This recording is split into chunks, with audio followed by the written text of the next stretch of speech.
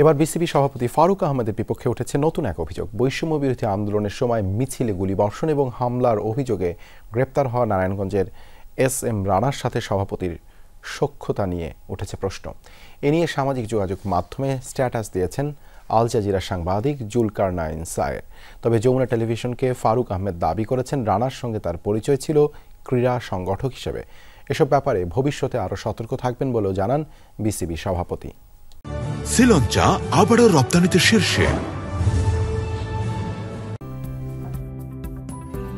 বিতর্ক যেন বিসিবি ও তার সভাপতি ফারুক আহমেদের ছায়াসঙ্গী হয়ে গেছে।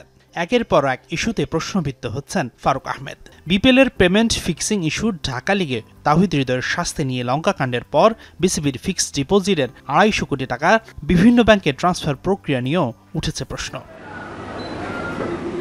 এবার নতুন এক বিতর্কে জড়িয়েছে ফারুক আহমেদের নাম।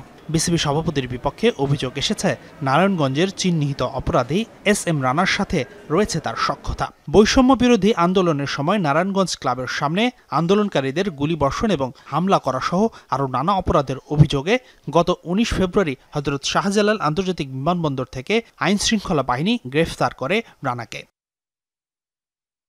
ফারুক আহমেদের বিপক্ষে অভিযোগ আছে SM রানার সাথে বিশেষ সখ্যতা আছে বিসিবি বসের। তার নির্দেশেই 2024 সালে রেডিসন হোটেলে 30 আগস্ট থেকে 1 নভেম্বর পর্যন্ত রাখা হয় তাকে, যার খরচ বহন করেছে বাংলাদেশ ক্রিকেট বোর্ড। রানাকে নাকি বিমানের টিকিটও দেয় ফারুক আহমেদের বিসিবি। তাই তো ফারুক আহমেদের কাছে প্রশ্ন, কেন তার সঙ্গী এই অপরাধী রানা?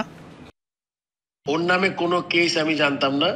ও মনে করে নারায়ণগঞ্জে ওর সাথে আমার পরিচয় হইল গিয়া তোমার ওর দুইটা ক্লাবে, Shitalakshya, is a cricket player and he was vice chairman Narayanganj club. ওইভাবে আমার সাথে ওর পরিচয়। আর আমি এক্স্যাক্টলি এটা আমি জানিও না যে ওর টিকিট করা হয়েছে বা ওই হোটেল ভাড়াও দিছে। তো এটা তো মনে করো এটা মানে এটা আসলে আমি এক্স্যাক্টলি আমি নিজেও জানি না how to react to this. BCB সভাপতির দাবি, তার কাছে রানা ছিলেন কেবলমাত্র একজন ক্রীড়া সংগঠক। অপরাধ কর্মকাণ্ডের কোনো ইতিহাস তার জানা ছিল না। এবারের অভিজ্ঞতা থেকে ভবিষ্যতে আরো সতর্ক থাকার কথা বলছেন বিসিবি সভাপতি। কাজের মাঝখানে কোনো যদি ভুল ত্রুটি হয়, এই ভুল ত্রুটি যদি কেউ ধরায় দেয়, ডেফিনেটলি আমি যে ধরনের মানুষ, আমি ট্রাই করি খুবই মানে কি বলবো, অনেস্টলি কাজ করে যে কোনো কাজই। সো এর মধ্যে মানুষ তো স্বাভাবিক একটা মানে ভুল হওয়াটা খুব অস্বাভাবিক কিছু না, তাই না? এটার ব্যাপারে আগামীতে আরো বেশি কেয়ারফুল হব।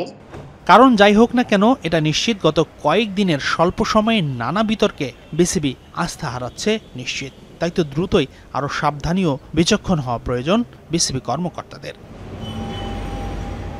হাসিনুর রহমান, যমুনা স্পোর্টস, ঢাকা।